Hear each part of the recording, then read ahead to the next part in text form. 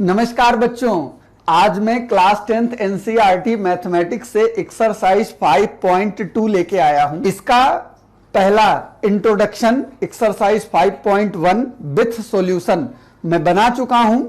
आपने अगर वीडियो नहीं देखी हो तो आप इस आई वाले आइकन को प्रेस करके वो वीडियो देख सकते हैं। और अगर आपने उस वीडियो को देखी है तो आप समझ चुके होंगे कि सीक्वेंस क्या होती है, प्रोग्रेशन क्या होता है और अर्थमेटिक प्रोग्रेशन क्या होता है। अब हम लोगों को उसके आगे का पार्ट पढ़ना है।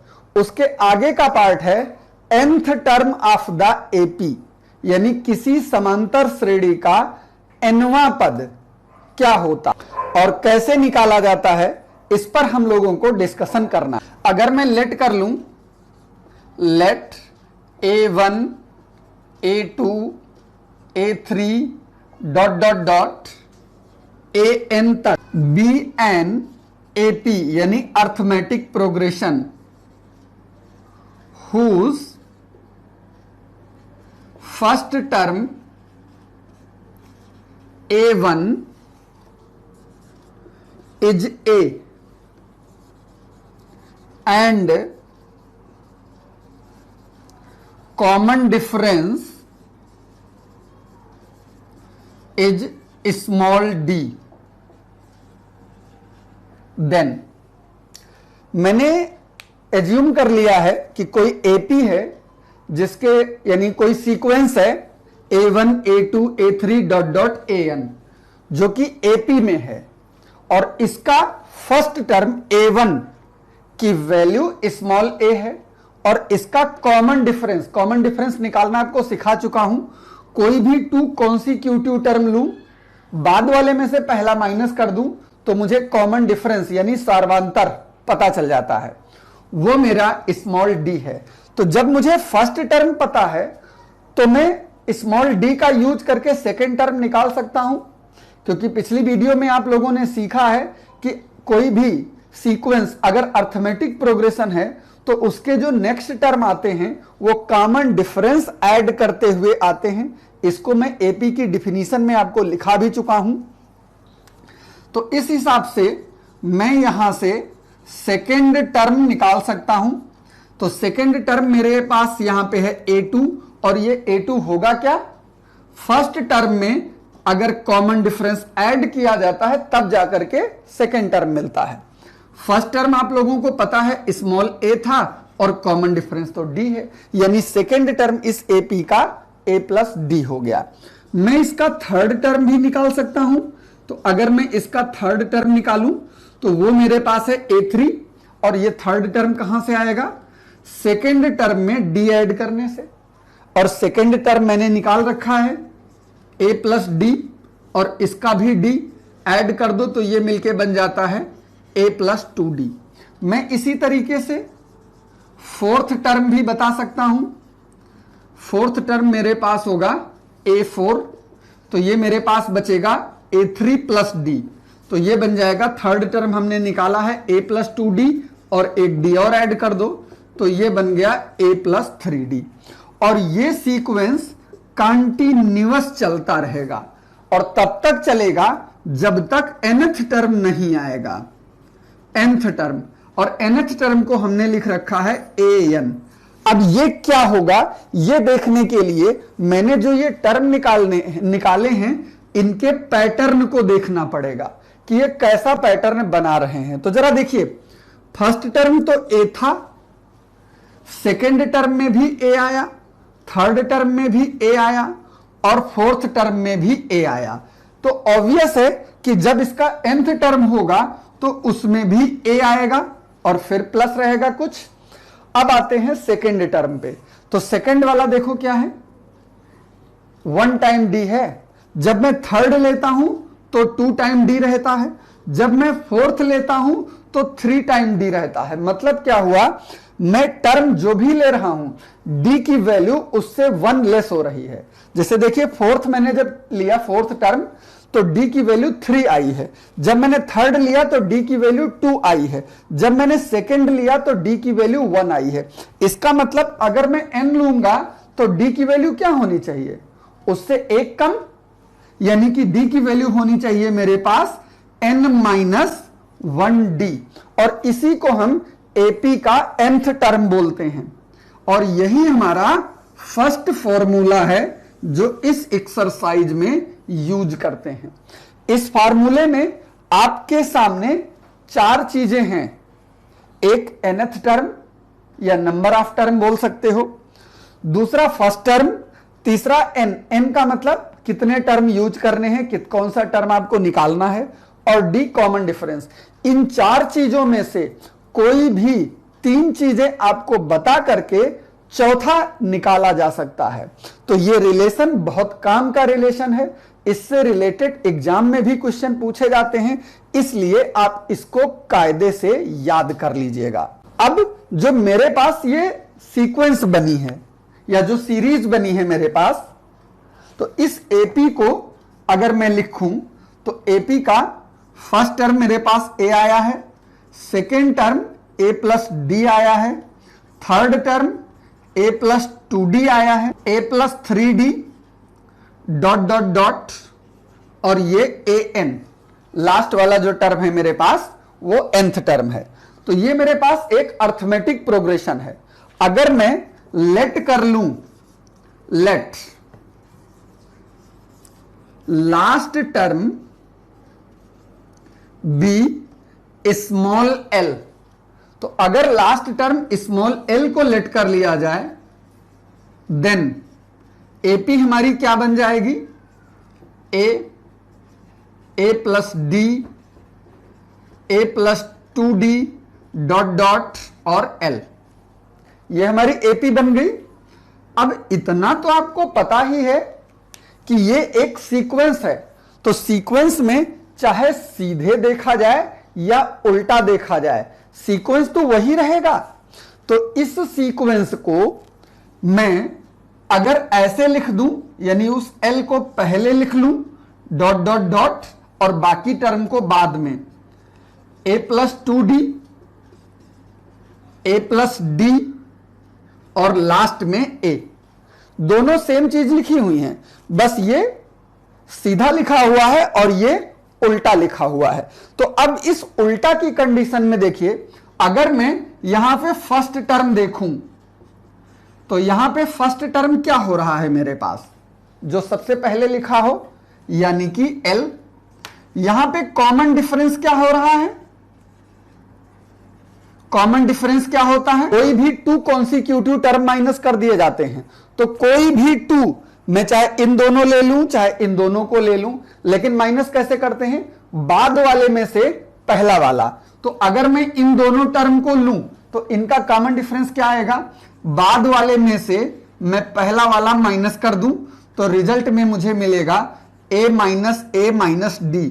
A और A कैंसिल हो गया, ये बचा मेरे पास माइनस D। तो मुझे फर्स्ट टर्म पता है, मुझे कॉमन डिफरेंस पता है, तो मैं nth टर्म बता सकता हूं। Therefore nth term from L का मीन्स लास्ट। तो nth टर्म निकालने की कंडीशन हम लोगों ने क्या निकाली है, first plus n-1 into D होती है। तो लेकिन जब मैंने AP को चेंज कर दिया, यानी लास्ट से मैंने टर्म कोई निकाला, तो मेरे पास फर्स्ट टर्म है L और प्लस n-1 और D की जगह पे आ गया माइनस D। तो ये मेरे पास बन जाएगा L, इस प्लस माइनस का multiplication minus n-1 into D।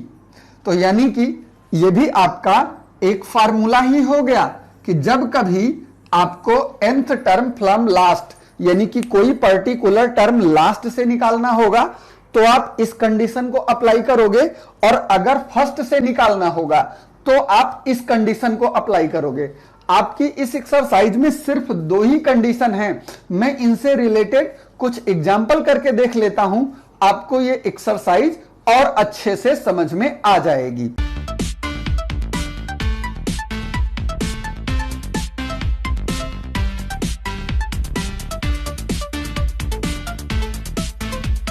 आज का हमारा ये पहला एग्जाम्पल है आपकी स्क्रीन पे, find the 10th term of the AP this. ये कोई AP लिखी हुई है, अब इसमें 10 नंबर पे कौन सा टर्म आएगा वो मुझे निकालना है। मैंने आपको n नंबर पे कौन सा टर्म आता है यानी जनरल टर्म के लिए फार्मूला आपको बता दिया अभी an के फार्मूले से। यहां पे अगर आप इसको अर्थमेटिक के टर्म के हिसाब से देखें तो यहां पे फर्स्ट टर्म जो आपके पास है वो है 2। कॉमन डिफरेंस निकालना जानते हैं कैसे, कोई भी 2 कॉन्सिक्यूटिव लीजिए और बाद वाले में से पहला माइनस कर दीजिए। तो मैं 2 और 7 के को लूं तो बाद वाले में से पहला माइनस करूं तो कॉमन डिफरेंस मुझे 5 मिल जाएगा। और मुझे 10th निकालना है यानी n की वैल्यू है 10। और आपको मैंने पढ़ाया कि nth नंबर पे यानी कि कोई भी पर्टिकुलर टर्म अगर निकालना हो तो an इज इक्वल टू होता है a plus n minus 1 into d. अब इस an में अगर मैं n की जगह पे 10 रख देता हूं तो मुझे क्या मिलेगा, a की वैल्यू 2 है, n की जगह मैंने 10 रख दिया, 10 माइनस 1 हो गया और d की वैल्यू मेरे पास 5 है। इसको सॉल्व करिए तो 2 प्लस 10 में से 1 सब्ट्रैक्ट हुआ 9 इंटू 5, ये हो गया 2 प्लस 45, ऐड कर दो 47 और यही हमारा आंसर हो गया। तो ये बहुत ही इजी फार्मूला है और इसका यूज भी बहुत ही आसान है। तो आप इस तरीके से जितने भी क्वेश्चन आए इनमें से, इस फार्मूले में से, इन चारों में से कोई भी 3 चीजें आपको हमेशा पता होंगी और चौथी आपको निकालनी होगी। तो बस आप उन तीनों को पुट करके चौथा तुरंत निकाल लेंगे। दूसरा एग्जाम्पल मेरे पास है, which term of the AP is -81। यानी इसमें इसी तरीके से अगर एपी के सारे टर्म लिख दिए जाएं तो किस नंबर पे ये -81 आएगा, किस नंबर पे, दैट मीन्स nth टर्म हो गया वो, जो कि मेरे पास दिया है -81।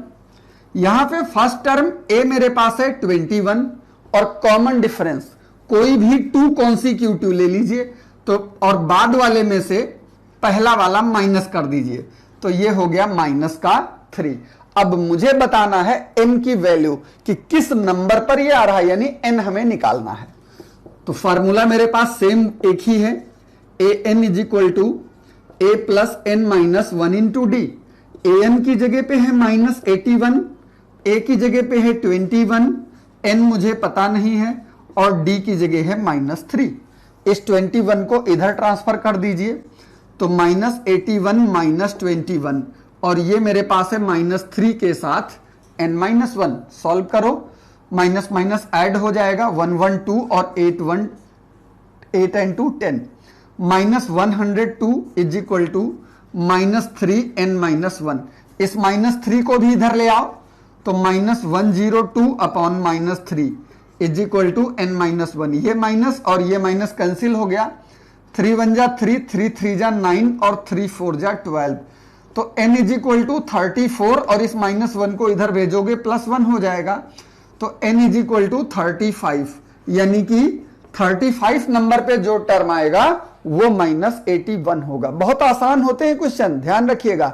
बस पूरी तरीके से समझने के लिए वीडियो को लास्ट तक जरूर देखिए। ये अगला एग्जांपल है हमारे पास, determine the AP whose third term is 5 and 7th term is 9। मुझे सिर्फ 2 चीजें पता हैं कि 3rd नंबर पे कौन सा टर्म है और 7 नंबर पे कौन सा टर्म है और मुझे पूरी एपी बतानी है। और एपी बताने के लिए मुझे 2 चीजों की रिक्वायर्ड होगी, वो होगा फर्स्ट टर्म और कॉमन डिफरेंस, और यहां पे दोनों गायब है। तो मेरा वर्क क्या होगा, मैं सबसे पहले उनको लेट कर लूं। इस तरीके के इंपॉर्टेंट क्वेश्चन होते हैं, बोर्ड एग्जाम में पूछे जाते हैं। तो लेट कर लीजिए, let first term and common difference of the AP be a and d. General term का फार्मूला होता है an is equal to a plus n-1 into D.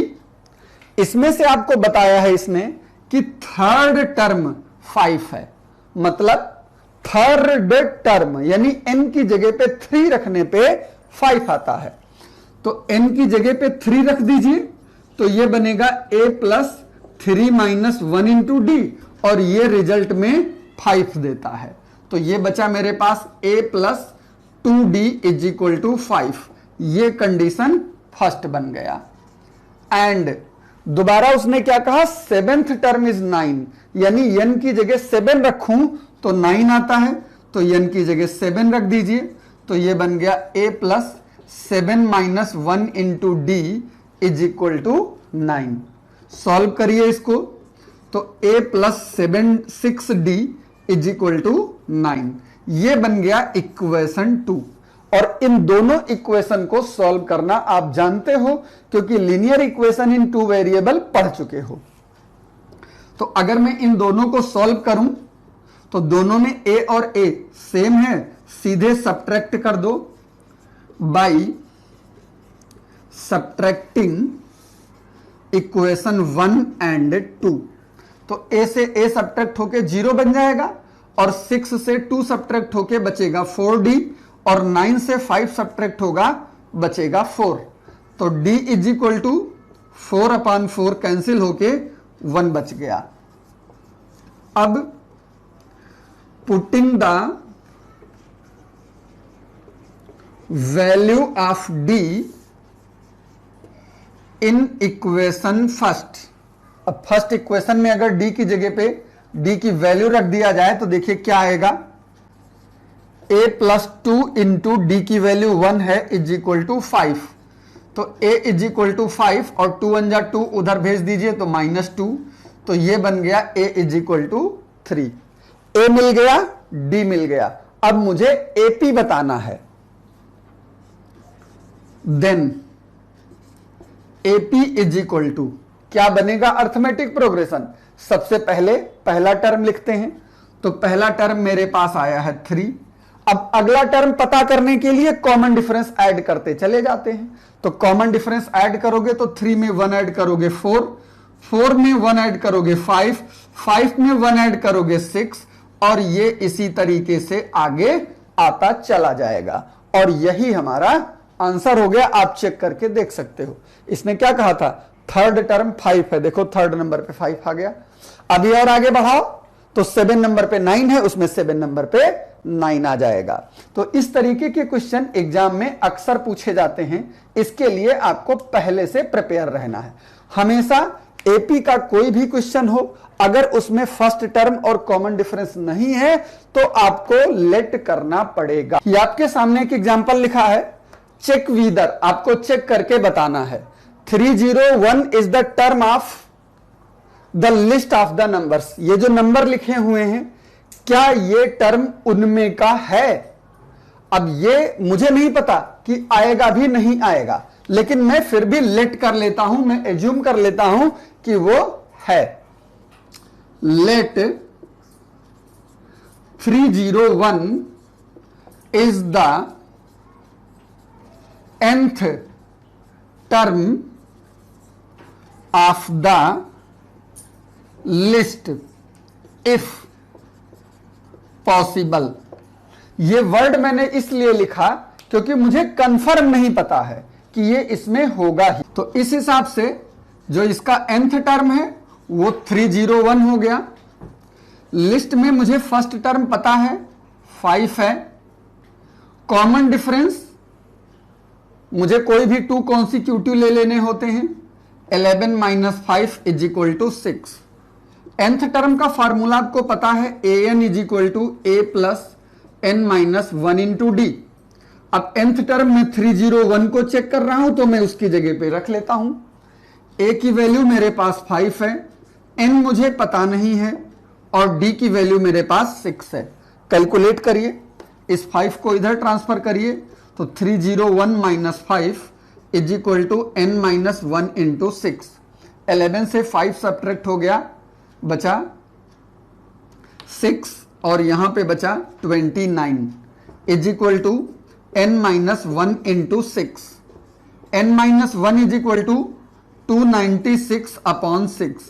Calculate करिए, 2 3 जा 6, 2 1 जा 2, 2 4 जा 8, और 1 9 16, 2 8 जा 16 इज इक्वल टू 148 बाई 3।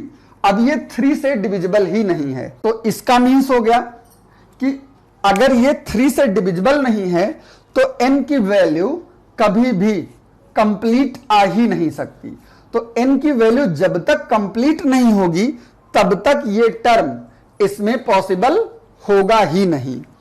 तो because the value of n is not an integer, so 301 is not a term of the given list, यानी कि जो लिस्ट मुझे दी गई है उस लिस्ट में ये टर्म पॉसिबल नहीं है। लेकिन अगर n की वैल्यू इंटीजर आती तो फिर ये टर्म उसमें पॉसिबल होता। अब इंटीजर चाहे पॉजिटिव हो या नेगेटिव दोनों चलते, पॉजिटिव में भी नंबर पॉसिबल होते हैं और नेगेटिव में भी नंबर पॉसिबल होते हैं। ये हमारे पास एक एग्जांपल है, how many 2 digit numbers divisible by 3। ऐसे कितने 2 डिजिट नंबर हो सकते हैं जो 3 से डिविजिबल हो, मुझे बताना है। अब जरा खुद सोच के देखिए, 2 डिजिट नंबर कहां से स्टार्ट होता है? 10 से स्टार्ट होता है और 99 तक जाता है।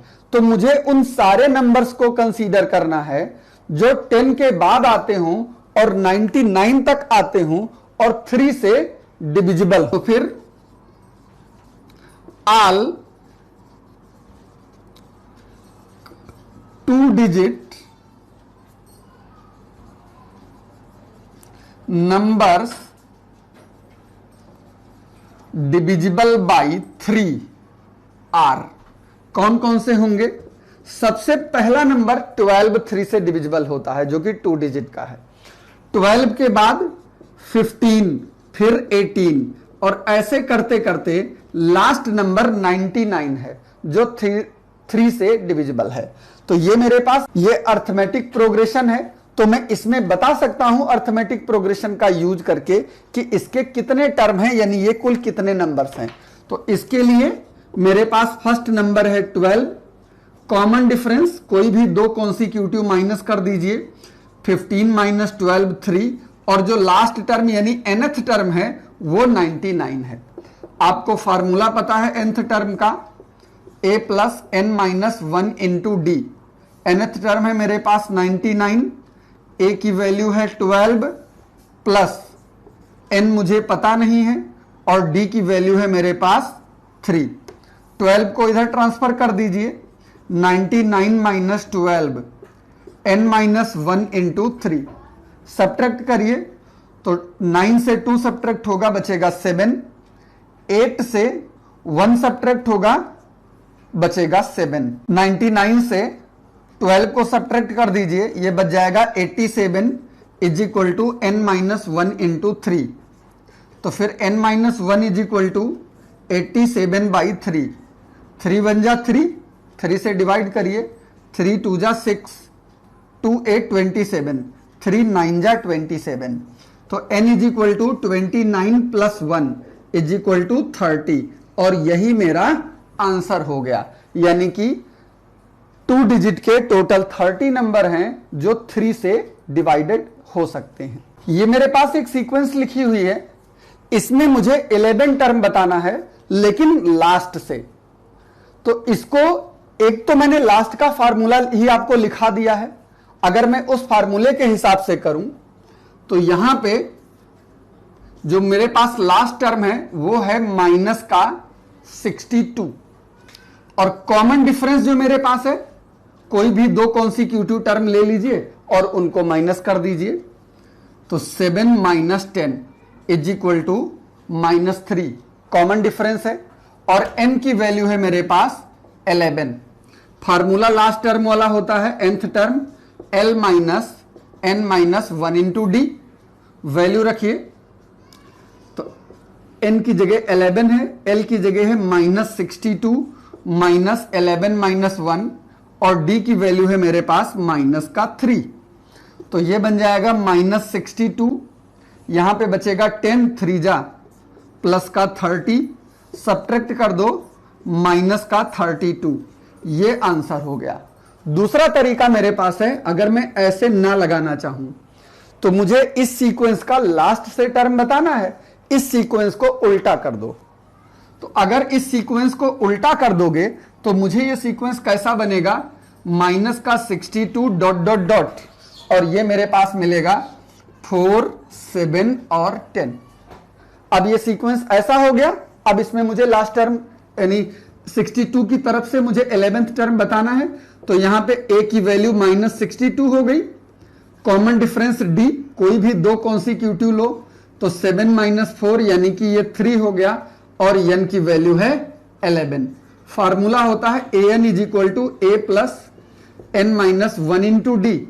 वैल्यू पुट कर दो तो -62 प्लस n की वैल्यू है 11 - 1 और इंटू 3, तो ये हो गया -62 और +30 = माइनस का 32। ये हमारा आंसर आ गया। तो चाहे ऐसे लगाइए या ऐसे लगाइए, दोनों कंडीशन में सही होगा, ये आप पर डिपेंड करता है। तो इस एक्सरसाइज में जितने तरीके के क्वेश्चन पूछे जाने हैं वो सारे के सारे मैंने आपको बता दिया है। अब एक्सरसाइज 5.2 लगाना आपका काम है। आपको अपनी बुक से एक्सरसाइज 5.2 लगानी है। अगर कोई प्रॉब्लम होती है आप कमेंट करके हमें बताइएगा, तो मैं इस पूरी एक्सरसाइज का सॉल्यूशन का वीडियो भी आपके लिए बना दूंगा।